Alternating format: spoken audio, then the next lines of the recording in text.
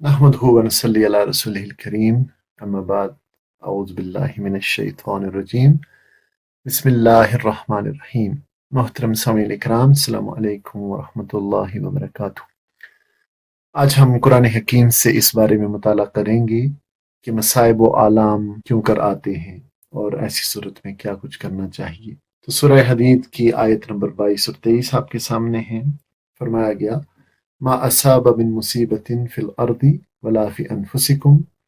کہ کوئی مصیبت ایسی نہیں ہے جو زمین میں یا تمہاری اپنے نفس پر نازل ہوتی ہو، الا فی کتاب من قبل ان نبرأها، اور ہم نے اس کو پیدا کرنے سے پہلے ایک کتاب یعنی نوشتہ تقدیر میں لکھ نہ رکھا ہو۔ ان ذالک علی اللہ یسیر، بے شک ایسا کرنا اللہ کے لیے بہت آسان کام ہے۔ یہ کیوں کیا گیا ہے؟ لکی لا تأسوا علی ما فاتکم، تاکہ جو کچھ بھی تمہیں نقصان ہو، جو کچھ تم سے فوت ہو جائے، جو کچھ تم سے کھو جائے، تم اس پر تأسو یعنی مایوس نہ ہو، تم اس پر دل شکستہ نہ ہو۔ ولا تفرحوا بما آتاکم، اور جو کچھ اللہ تمہیں عطا فرمائے اس پر تم پھول نہ جاؤ۔ واللہ لا یحب، اللہ تعالیٰ ایسے لوگوں کو پسند نہیں کرتا، ایسے لوگوں سے محبت نہیں کرتا۔ کیسے لوگوں سے؟ کل مختال فخور، جو اپنے آپ کو بڑی چیز سمجھتے ہیں اور فخر جتاتے ہیں۔ تو دیکھیے، پہلی بات تو یہ ہے کہ جو مصیبت بھی زمین میں یا ہم پر نازل ہوتی ہے،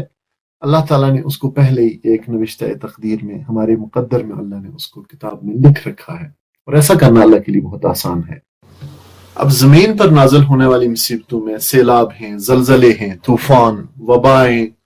خشک سالیاں، قحط، جو اجتماعی مصائب ہوتے ہیں ان کا ذکر ہے، اور انفرادی دکھ، غم، بیماریاں، تنگ دستی، بھوک پیاس، خوف و خطر، زخم، چوٹ، جانی مالی نقصانات، تجارت کا گھاٹا، اپنوں کی موت، یہ سارے اس میں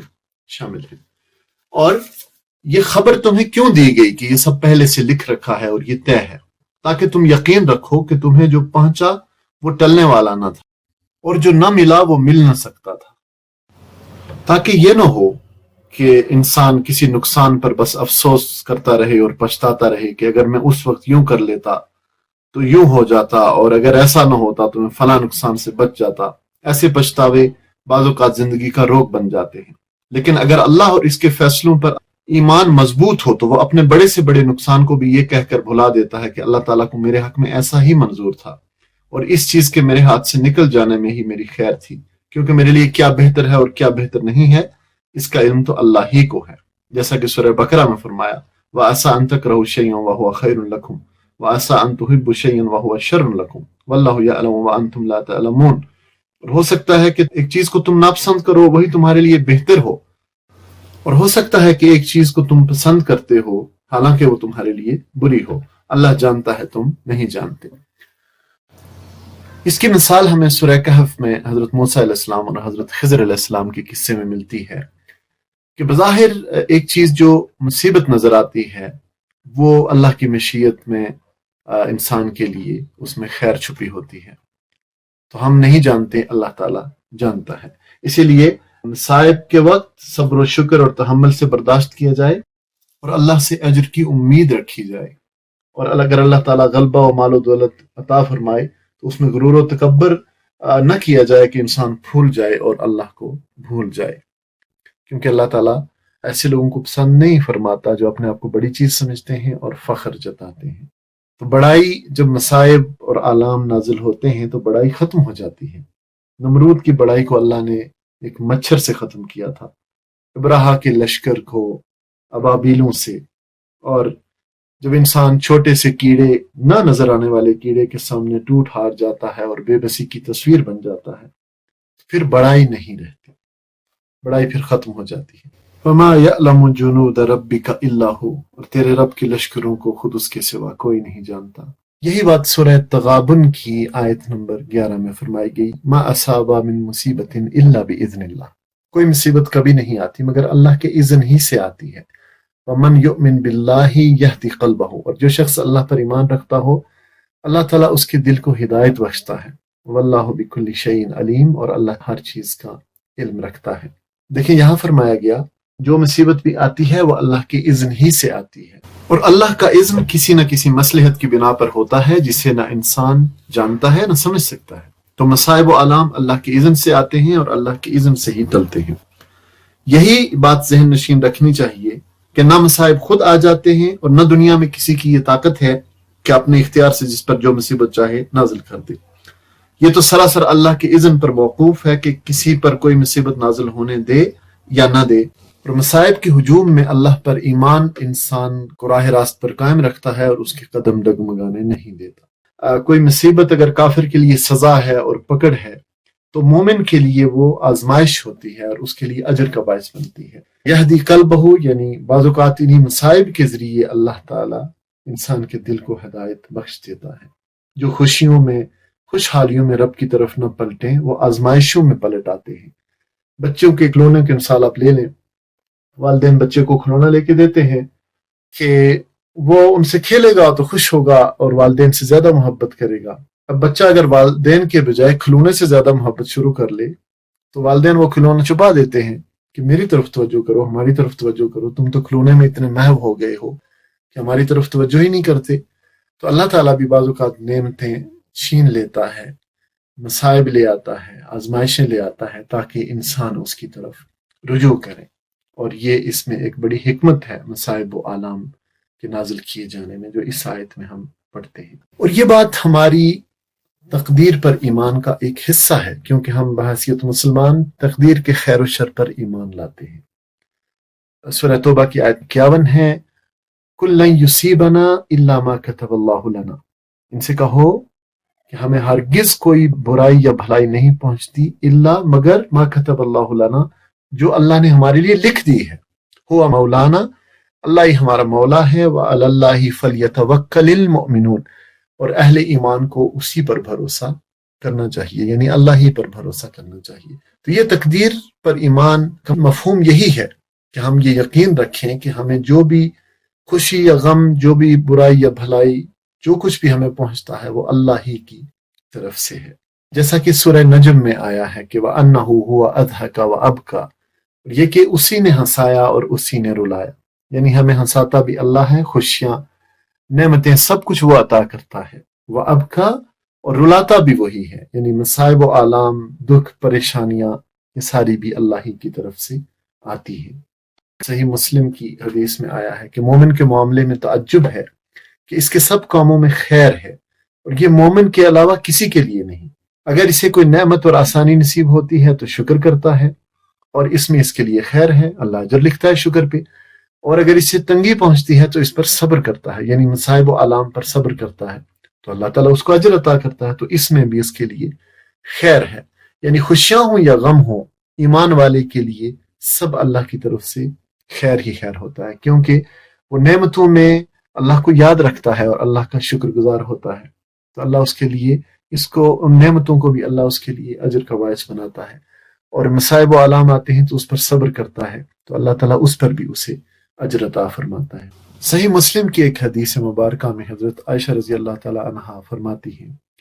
کہ میں نے رسول اللہ صلی اللہ علیہ وسلم کو یہ ارشاد فرماتے سنا کہ جب کسی مسلمان کو کانٹا چبھتا ہے یا اس سے بھی کوئی کم تکلیف پہنچتی ہے تو اس کے بدلے اللہ تعالیٰ کی طرف سے اس کے لیے ایک درجہ لکھ دیا جاتا ہے اور اس کا ایک گناہ معاف کر دیا جاتا ہے۔ اب دیکھیے، یہ ہم اس بارے میں جانتے ہیں قرآن حکیم سے کہ مصائب و آلام کیوں آتے ہیں۔ سورہ نساء میں ہمیں اس کا جواب ملتا ہے، ما اصابک من حسنۃ فمن اللہ، انسان تجھے جو بھلائی بھی حاصل ہوتی ہے اللہ کی عنایت سے ہوتی ہے، وما اصابک من سیئۃ فمن نفسک، اور تجھ پر جو مصیبت بھی آتی ہے وہ تیرے اپنے کسب و عمل کی بدولت ہے۔ سورہ شورا میں بھی یہی بات فرمائی گئی، وما اصابکم من مصیبۃ فبما کسبت ایدیکم، تم لوگوں پر جو مصیبت بھی آتی ہے تو ان اعمال کے بدولت آتی ہے، اس بدعمالی کے سبب سے ہی آتی ہے جو تمہارے ہاتھوں نے کمائی ہوتی ہے، یعنی جو اعمال تمہارے ہاتھوں نے کمائے ہوتے ہیں، جو کچھ تمہارے ہاتھ کمائی کرتے ہیں اس کی وجہ سے آتی ہے، جو برے اعمال ہوتے ہیں ان کی وجہ سے۔ وَيَعْفُو عَنْ كَثِيرٍ، اور بہت سے قصوروں سے اللہ تعالیٰ ایسے ہی درگزر فرما جاتا ہے۔ اور ایسی صورتحال میں ایک عمومی رویہ ہوتا ہے ناشکرے لوگوں کا، وہ کیا ہوتا ہے؟ سورہ شورا میں اس کا جواب ہمیں ملتا ہے، وَإِنَّا اذا اذقنا الانسان منا رحمتا فرح بها، کہ انسان کا حال یہ ہے کہ جب اسے ہم اپنی رحمت کا مزہ چکھاتے ہیں، فرح بها تو اس پر پھول جاتا ہے، وَإِن تُصِبْهُمْ سَيِّئَةٌ بِمَا قَدَّمَتْ أَيْدِيهِمْ، اور اگر اس کے اپنے ہاتھوں کا کیا دھرا، اپنے ہاتھوں سے جو اس نے بھیجا ہے اس کی وجہ سے، اگر وہ کسی مصیبت کی شکل میں اس پر الٹ پڑتا ہے، فَإِنَّ الْإِنسَانَ كَفُورٌ، تو سخت ناشکرا بن جاتا ہے۔ لیکن اہل ایمان جو ہوتے ہیں ان کا یہ رویہ نہیں ہوتا، وہ مصائب میں، آلام میں، مشکلات میں صبر کرتے ہیں تو اللہ تعالیٰ ان آزمائشوں میں ان کو صلے میں بہت بڑا اجر عطا فرماتا ہے، اور جب اللہ تعالیٰ ان کو نعمتیں عطا فرماتا ہے، اپنی رحمت کرتا ہے ان پہ، تو وہ اس پہ پھولتے نہیں ہیں بلکہ اللہ تعالیٰ کے مزید شکر گزار ہو جاتے ہیں۔ اب چونکہ بد اعمالیوں اور ظلم کے باعث مصیبتیں آتی ہیں تو اس کا علاج توبہ و استغفار بھی ہے، جیسا سورہ انفال میں فرمایا گیا، وَمَا كَانَ اللَّهُ مُعَذِّبَهُمْ وَهُمْ يَسْتَغْفِرُونَ، کہ اللہ کا یہ قاعدہ نہیں ہے کہ لوگ استغفار کر رہے ہوں اور اللہ ان کو عذاب دے دے۔ سورہ انفال میں ہمیں ایسے فتنے کا، ایسی آزمائش کا ذکر ملتا ہے کہ جس کی شامت مخصوص طور پر ان لوگوں تک محدود نہیں رہتی جو گناہ گار ہوتے ہیں، تو اس سے بچنے کا کیا طریقہ ہے؟ فرمایا گیا،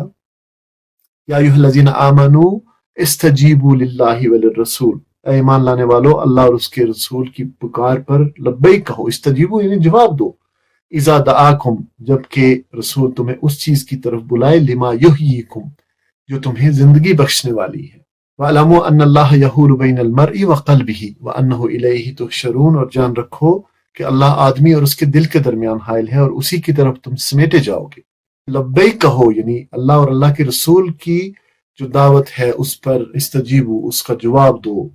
اور اس طرح یہی وہ طریقہ ہے، اصلاح کرو اللہ کی طرف بلا کے، اللہ اور اللہ کے رسول کی اطاعت کر کے، اللہ اور اللہ کے رسول کے راستے کی طرف دعوت دے کے، یہ وہ ذریعہ ہے۔ وَاتَّقُوا فِتْنَةً، اس فتنہ سے بچنے کا، یعنی وَاتَّقُوا فِتْنَةً، اور بچو اس فتنے سے، لَا تُصِيبَنَّ الَّذِينَ ظَلَمُوا مِنْكُمْ خَاصَّةً،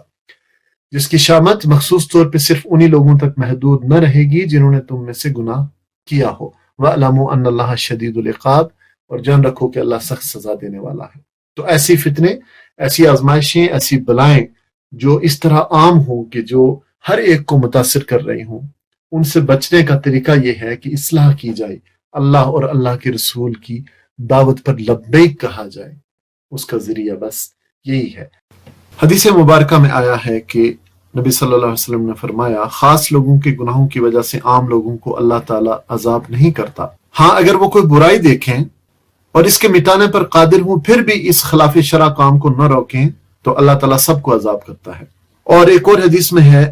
کہ یا تو تم اچھی باتوں کا حکم دو اور بری باتوں سے منع کرتے رہو، یا اللہ تعالیٰ تم پر اپنے پاس سے کوئی عام عذاب نازل فرمائے گا۔ یہ مسند احمد کی احادیث مبارکہ ہیں۔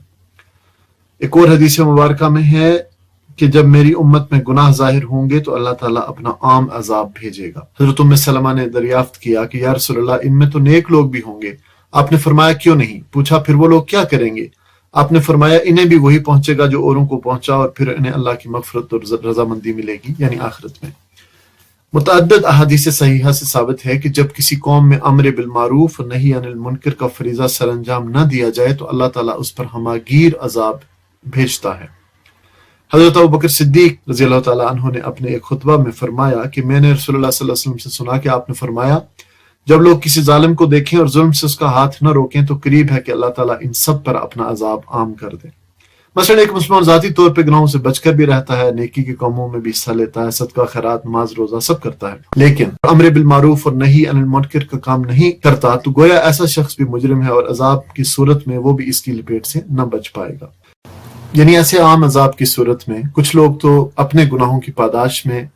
پکڑے جاتے ہیں، اور کچھ امر بالمعروف نہ کرنے کی اور نہی عن المنکر نہ کرنے کی پاداش میں، یعنی امر بالمعروف اور نہی عن المنکر کا فریضہ سر انجام نہ دینا بھی گناہ ہے۔